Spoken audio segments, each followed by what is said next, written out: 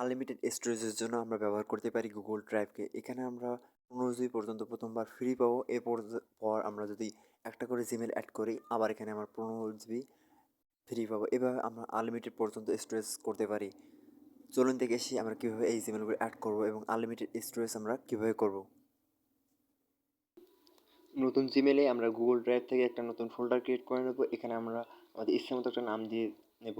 এরপর আমরা শেয়ারে গিয়ে এখানে আমাদের যে পুরাতন জিমেলটা রয়েছে, যেখানে আমাদের স্টোরেজ ফুল হয়ে গেছে, এটা লিঙ্ক অথবা ওটার আমরা নাম এখানে দিয়ে দেব। দিয়ে ওকে করব। ওকে করা হয়ে গেলে আমরা আমাদের পুরাতন যে জিমেলটা রয়েছে ওখানে আমরা এটি শেয়ার আকারে পেয়ে যাবো। এখানে আমরা আমাদের ইচ্ছা মতো যে কোনো কিছু আপলোড করতে পারবো, সর্বোচ্চ 15 জিবি পর্যন্ত। এখানে আপনারা এভাবে যে কোনো জিমেল অ্যাড করে 15 জিবি করে আপনার আনলিমিটেড পর্যন্ত স্টোরেজ করতে পারবেন।